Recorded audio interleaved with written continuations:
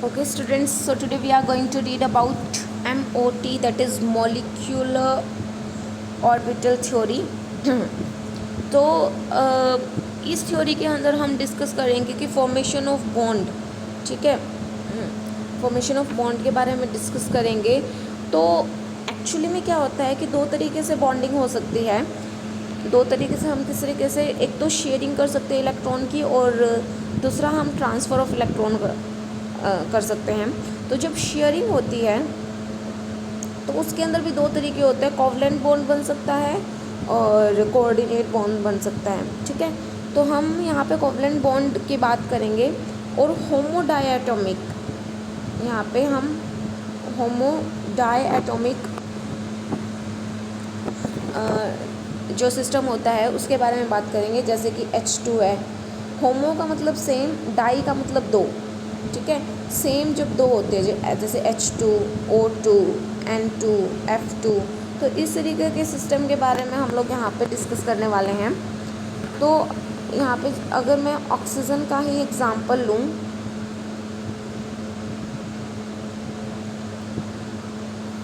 तो यहाँ पे ऑक्सीजन का अगर मैं एग्ज़ाम्पल लूँ तो हमें पता है कि ऑक्सीजन के अंदर ऑक्सीजन का एटॉमिक नंबर 8 होता है। सो 1s2, 2s2 एंड 2p4, ठीक है।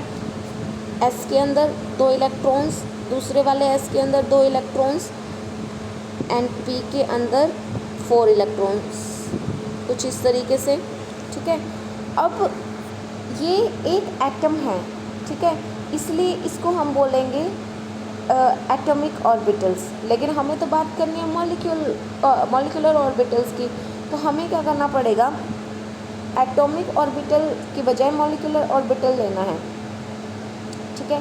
तो ऑर्बिटल्स क्या होते हैं, जहाँ पे इलेक्ट्रॉन्स की पाए जाने की प्रोबेबिलिटी सबसे ज़्यादा होती है, ठीक है। ये हम बात कर चुके हैं ऑर्बिटल के बारे में।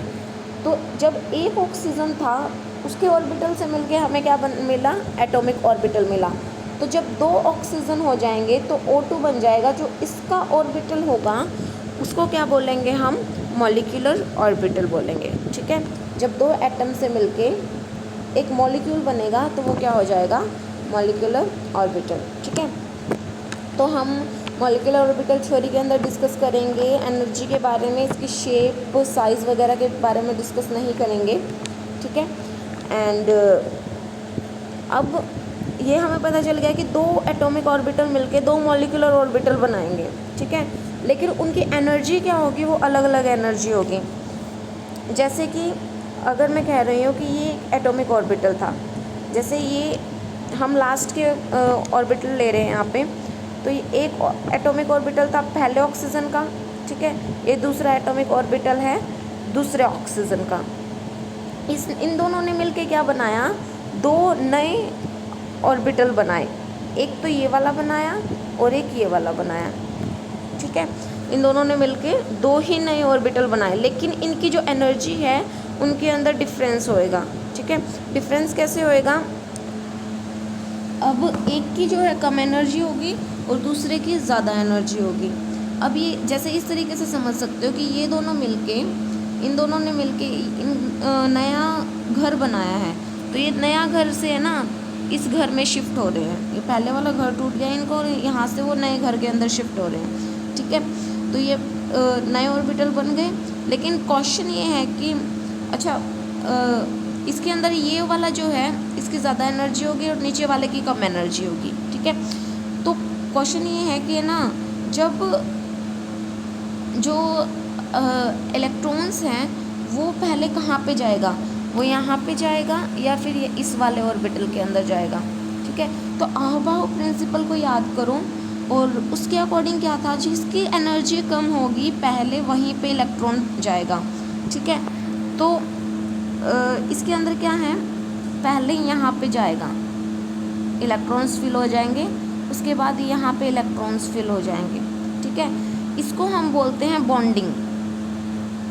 ये है बॉन्डिंग और ये है एंटी बॉन्डिंग, जिसको हम स्टार से शो करते हैं। आपको दिख रहा होगा सिग्मा स्टार, है ना। तो ये स्टार वाला और ये सिग्मा स्टार एंटी बॉन्डिंग वाला।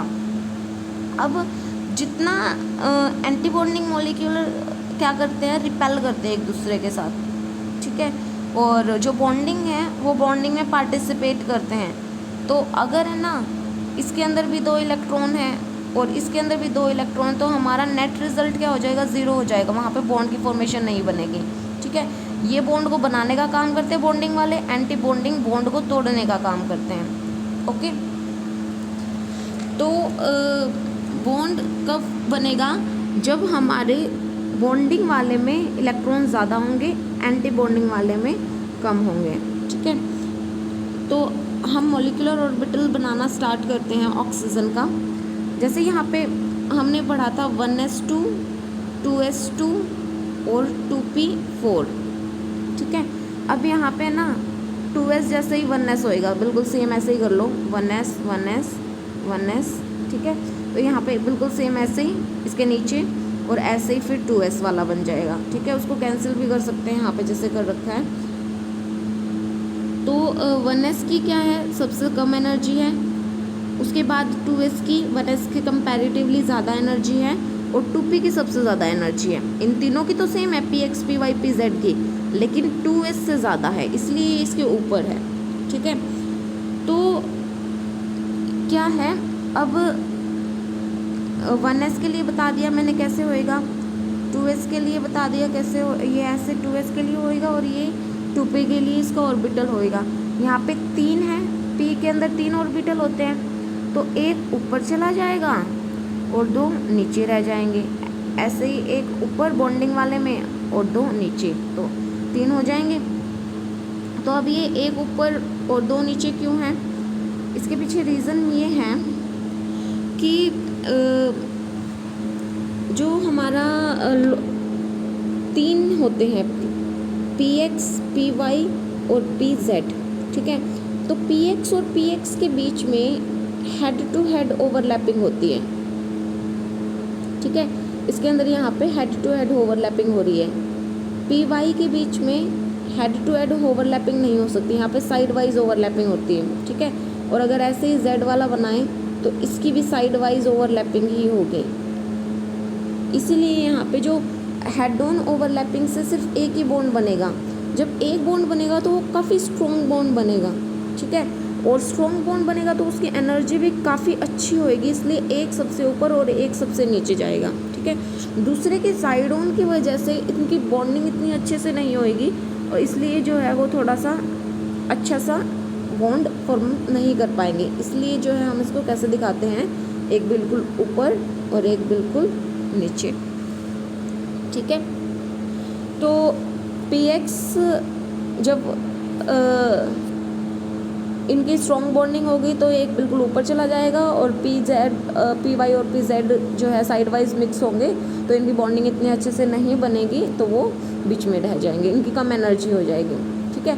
अब यहाँ पे ऑक्सीजन के पास 8 इलेक्ट्रॉन्स होते हैं, ठीक है, और दूसरे ऑक्सीजन के पास भी 8 इलेक्ट्रॉन हैं, तो दोनों मिलके इनके पास टोटल 16 इलेक्ट्रॉन हैं, ठीक है। अब यहाँ पे जैसे है ना, इसने, अगर मैं इसको क्लैरिफाई करूँ थोड़ा सा, यहाँ पे ध्यान से दिख रहा होगा आपको, px py और pz इनकी नेमिंग जो हुई है ना, तो ये नेमिंग हम कैसे भी कर सकते हैं, ये वाली नेमिंग ये किसी भी तरीके से कर सकते हैं। px चाहे तो नीचे वाले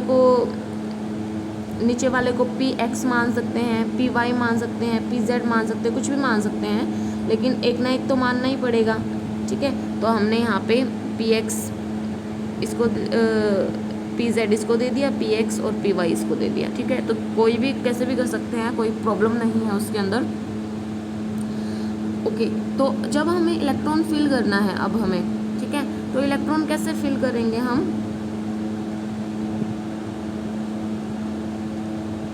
इलेक्ट्रॉन कैसे फिल करते हैं हम वो देख लेते हैं।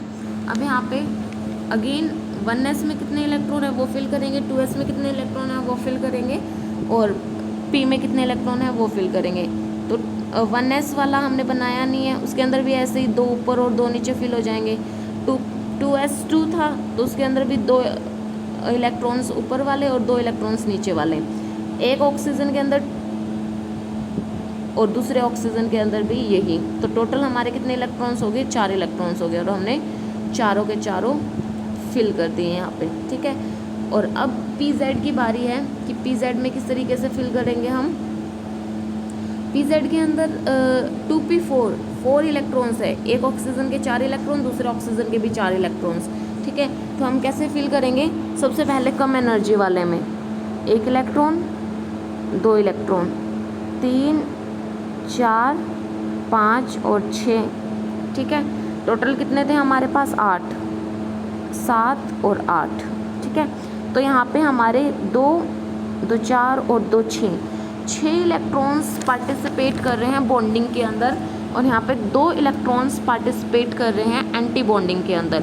तो इसके थ्रू हम क्या निकाल सकते हैं, बॉन्ड ऑर्डर निकाल सकते हैं। वो कैसे निकालेंगे, तो बॉन्ड ऑर्डर हमारा यहाँ पे क्या हो जाएगा, चाहे हम कंप्लीट बॉन्डिंग और एंटी बॉन्डिंग का कंप्लीट ले सकते हैं, या फिर हम, क्योंकि देखो ऊपर इतने ही है, नीचे भी इतने हैं, बॉन्डिंग में भी इतने ही और एंटी बॉन्डिंग में इतने हैं, तो नेट रिजल्ट इसका तो 0 हो जाना है। तो हमारी मर्ज़ी है कि हम इसको कंसीडर करके चलें या छोड़ के चलें, दोनों तरीके से करके बता देती हूँ।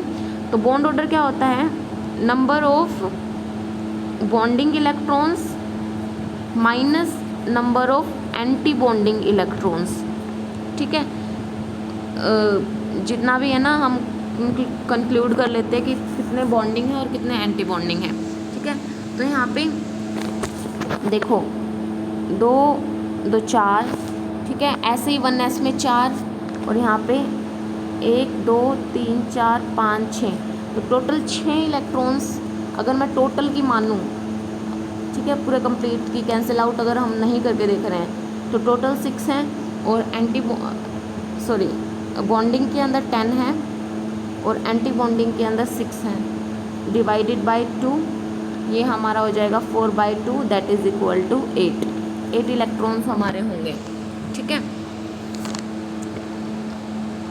4/2 दैट इज इक्वल टू 2। तो यहाँ पे बॉन्ड ऑर्डर कितना आ जाएगा, 2 आ जाएगा। बॉन्ड ऑर्डर 2 आने का मतलब क्या है कि इसके अंदर कितने बॉन्ड हैं, ऑक्सीजन और ऑक्सीजन के बीच में डबल बॉन्ड है, ठीक है। अब हमें क्या बताना है कि ऑक्सीजन के अंदर है ना, अभी तक हमने क्या देखा था कि ऑक्सीजन के अंदर 6 इलेक्ट्रॉन्स हैं आउटर मोस्ट ऑर्बिटल्स के अंदर, ठीक है। 2 इसने बॉन्ड बना लिए, बाकी बच गए 4। तो ये हम कुछ इस तरीके से लिख देते हैं, ठीक है। तो अब हम किस तरीके से बता सकते हैं कि पैरामैग्नेटिक है या डायामैग्नेटिक है। पैरामैग्नेटिक का मतलब जिसके अंदर अनपेयर्ड इलेक्ट्रॉन्स है, और डायामैग्नेटिक के अंदर जिसके अंदर पेयर्ड इलेक्ट्रॉन है। अब इसके अंदर 2 ये और 2 ये, सारे के सारे कितने हैं, पेयर्ड इलेक्ट्रॉन हैं। होना चाहिए क्या था, ये होना तो चाहिए डायामैग्नेटिक, लेकिन क्योंकि इसके अंदर कोई भी अनपेयर्ड इलेक्ट्रॉन नहीं है। लेकिन जब हम लैब में जाते हैं, कंक्लूड करते हैं, तो हमने क्या देखा मॉलिक्यूलर ऑर्बिटल थ्योरी के अकॉर्डिंग कि ये पैरामैग्नेटिक है। पैरामैग्नेटिक क्योंकि हमने देखा था कि लास्ट में इसके जो यहाँ पे है, यहाँ पे 2 इलेक्ट्रॉन्स बच रहे हैं, और ये 2 इलेक्ट्रॉन्स कैसे हैं, अनपेयर्ड हैं। अनपेयर्ड है तो अकॉर्डिंग टू दिस ये क्या है, पैरामैग्नेटिक है, ठीक है। और इसके अलावा हम मॉलिक्यूलर ऑर्बिटल्स थ्योरी से O2 N2 ये सब तो चीज़ें डिस्कस कर ही सकते हैं, इनका प्लस माइनस भी डिस्कस कर सकते हैं, ठीक है। प्लस माइनस कैसे डिस्कस करेंगे, एग्जांपल ले लेते हैं, यहाँ पे O2 पॉजिटिव का एग्जांपल लेते हैं, ठीक है। सेम यही कि अगर हमें मैग्नेटिक बिहेवियर दिखाना है इसका, ठीक है, तो O2 पॉजिटिव का मतलब यहाँ पे 2 इलेक्ट्रॉन्स थे, तो 2 की जगह हमने 1 को यहाँ पे रिमूव कर दिया, तो अभी भी क्या है, ये अनपेयर्ड इलेक्ट्रॉन तो 1 अभी भी है इसके अंदर, तो इसकी वजह से क्या कह सकते हैं हम, ये पैरामैग्नेटिक है, ठीक है। बॉन्ड ऑर्डर की बात करें अगर हम O2 पॉजिटिव की, तो बॉन्ड ऑर्डर इसका कैसा होगा, बॉन्ड ऑर्डर वही हम सब्ट्रैक्ट करके देखेंगे, बॉन्डिंग जितने भी हैं, अब यहाँ पे ही देख लो, 2 ये और 1 यहाँ पे, 2 2 4 और 2 6, ठीक है। 6 - 1 डिवाइडेड बाई 2, 5/2 क्या होता है, 2.5, तो इसका बॉन्ड ऑर्डर क्या हो जाएगा, 2.5 हो जाएगा। लेकिन 2.5 का मतलब क्या है, यहाँ पे देखो 2.5 का मतलब क्या है कि ऑक्सीजन और ऑक्सीजन के बीच में डबल बॉन्ड तो है, लेकिन एक छोटा इस तरीके से एक डॉटेड लाइन से जो हमने शो किया है, ये इसका बॉन्ड ऑर्डर है, ठीक है। तो O2 पॉजिटिव जो है ये ज़्यादा स्ट्रॉन्ग है O2 से। क्यों? क्योंकि इसका बॉन्ड ऑर्डर कितना है 2.5 है। ठीक है, बॉन्ड लेंथ की बात करें तो बॉन्ड लेंथ किसकी ज़्यादा होएगी, O2 की या फिर O2 पॉजिटिव की। तो O2 के अंदर क्या है, अट्रैक्शन डबल बॉन्ड था, ऑक्सीजन ऑक्सीजन के बीच में डबल बॉन्ड था, लेकिन इसके अंदर एक ये जो डॉटेड वाला है ये अलग से है। ठीक है, तो इसके अंदर अट्रैक्शन ज़्यादा होगा। अट्रैक्शन ज़्यादा होने की वजह से एक दूसरे को पुल करेंगे, खींचेंगे अपनी तरफ। ठीक है, अट्रैक्ट होंगे, तो इसकी वजह से जो बॉन्ड की लेंथ है वो क्या हो जाएगी, कम हो जाएगी। तो बॉन्ड लेंथ O2 की ज़्यादा है कंपैरेटिवली दिस। ठीक है, उसके बाद हम बात करते हैं O2 नेगेटिव की बात कर लेते हैं। ठीक है, नेगेटिव वाले की बात कर लेते हैं। O2 नेगेटिव का मतलब है कि एक और इलेक्ट्रॉन आ गया। अब यहाँ पे दो O2 के अंदर ये तो थे ही, O2 नेगेटिव एक और इलेक्ट्रॉन आ गया। ठीक है, तो बॉन्ड ऑर्डर की बात करें तो बॉन्ड ऑर्डर निकाल सकते हो आप इसका ईजिली। और एक और बात कर लेते हैं बॉन्ड एनर्जी की। तो बॉन्ड एनर्जी क्या होती है, that is a energy to require to break the bond. ठीक है, अब यहाँ पे जिसका अट्रैक्शन ज़्यादा होगा वो इजीली ब्रेक हो जाएगा, सॉरी अट्रैक्शन जिसके कम होगा वो इजीली ब्रेक हो जाएगा। ठीक है, तो हम इसके थ्रू हम बता सकते हैं कि किसका बॉन्ड ऑर्डर क्या है, किसकी बॉन्ड एनर्जी कितनी है, बॉन्ड लेंथ कितनी है। ठीक है, सारी चीज़ें बता सकते हैं। ओके, O2 नेगेटिव को हम बोलते हैं सुपर ऑक्साइड। ठीक है, और O2 नेगेटिव को हम बोलते हैं पर ऑक्साइड आयन। ठीक है, तो हम ये सारी चीज़ें किसके थ्रू बता सकते हैं, मॉलिक्यूलर ऑर्बिटल थ्योरी के बेसिस पे बता सकते हैं। अब आप ध्यान से देखोगे अगर इसको, तो ये जो डायग्राम था वो O2, F2 और Ne2 के लिए था। ठीक है, तो हम जो बेसिकली 10 मॉलिक्यूलर स्टार्टिंग के जो 10 हैं उनके लिए हम बता सकते हैं, जैसे कि H2 है, He2 है, Li2 यहाँ पे, Be2 बोरॉन, कार्बन, नाइट्रोजन। इन सब के लिए जो मॉलिक्यूलर डायग्राम होगा वो ये होगा, और बाकी का जो बचे हुए हैं O2, F2 और Ne2 उसके लिए मॉलिक्यूलर ऑर्बिटल डायग्राम ये होगा। बस इसमें थोड़ा सा ही डिफरेंस है, थोड़ा सा ही मॉडिफिकेशन करना है। और वो मॉडिफिकेशन क्या है कि आपने देखा होगा कि नीचे, इसमें दिखाती हूँ,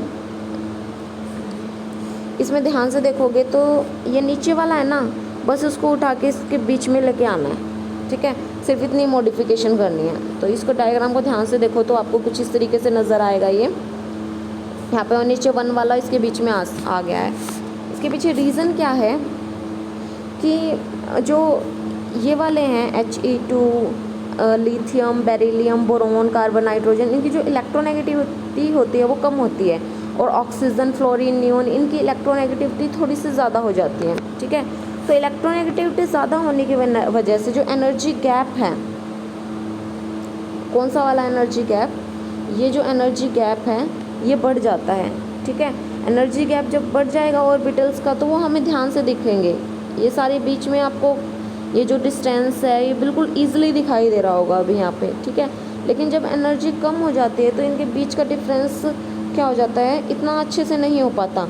तो ये जो नीचे वाला था, यहाँ वाला, ये वाला जो यहाँ पे था, तो ये दोनों का एनर्जी गैप बिल्कुल इतना ज़्यादा नहीं होता है, बिल्कुल पास होते हैं वो, और पास होने की वजह से एक दूसरे के अंदर मिक्स हो जाते हैं, और मिक्स होने की वजह से ये एक और ऑर्बिटल जनरेट कर देते हैं जिसकी एनर्जी ज़्यादा होती है, और वो फिर यहाँ से यहाँ पे पहुँच जाता है। ठीक है, पता नहीं आपको समझ आया होगा या नहीं आया होगा, लेकिन मैंने अपनी तरफ से पूरी कोशिश की है। ठीक है, तो इसीलिए रीज़न क्या था, यही एक रीज़न है कि इनका जो डायग्राम है, इस डायग्राम में हमें थोड़ी सी मॉडिफिकेशन की है यहाँ पे।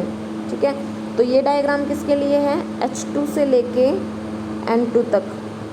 ठीक है, एक एग्जांपल भी कर लेते हैं यहाँ पे अगर देखें हम B2 के बारे में लें। यहाँ पे B2 का बोरॉन में लास्ट में 5 इलेक्ट्रॉन्स होते हैं, टोटल मिला के कितने इलेक्ट्रॉन्स हो गए, 10 इलेक्ट्रॉन्स हो गए।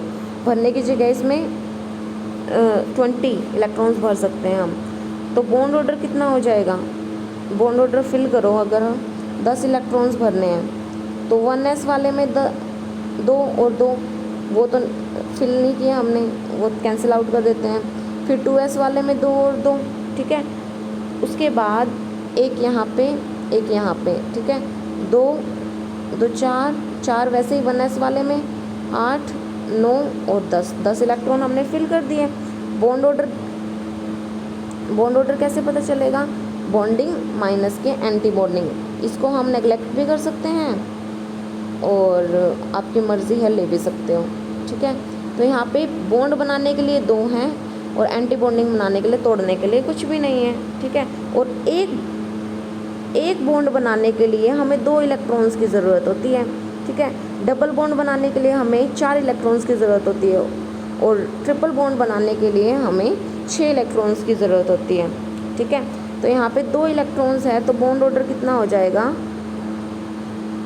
1 हो जाएगा, ठीक है। या फिर इस तरीके से कर सकते हो कि नंबर ऑफ़ बॉन्डिंग माइनस के नंबर ऑफ़ एंटी बॉन्डिंग। तो नंबर ऑफ़ बॉन्डिंग कितने हैं? 2, ठीक है। Number of anti bonding 0 divided by 2 कितना हो जाएगा? बॉन्ड ऑर्डर 1, ठीक है। तो इस तरीके से भी आप कर सकते हो। और एग्जांपल ले लेते हैं, जैसे हीलियम का ही एग्जांपल ले लेते हैं। तो हीलियम के अंदर कितने इलेक्ट्रॉन्स होते हैं? 2 इलेक्ट्रॉन होते हैं। जब He2 हो जाएगा तो 4 इलेक्ट्रॉन्स हो जाएंगे। 4 इलेक्ट्रॉन है तो हम नीचे ही भर देंगे इनको, तो यहाँ पे और यहाँ पे 1s वाले में, ठीक है।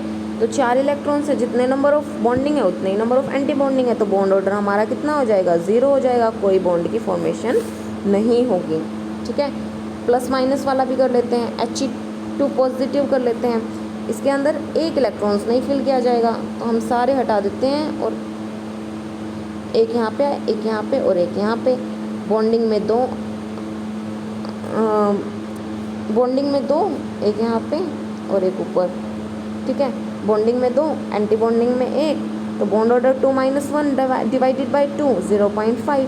तो He के अंदर थोड़ा सा हल्का सा एक बॉन्ड होगा, ठीक है। इस तरीके से हम क्या बता सकते हैं, ये एक बहुत एडवांस थ्योरी है और इसी थ्योरी के बेस पे हम ये सारी चीज़ें बता सकते हैं उनकी एनर्जी को देख के, ठीक है। तो मॉलिक्यूलर ऑर्बिटल थ्योरी के अंदर इतना ही। Thank you.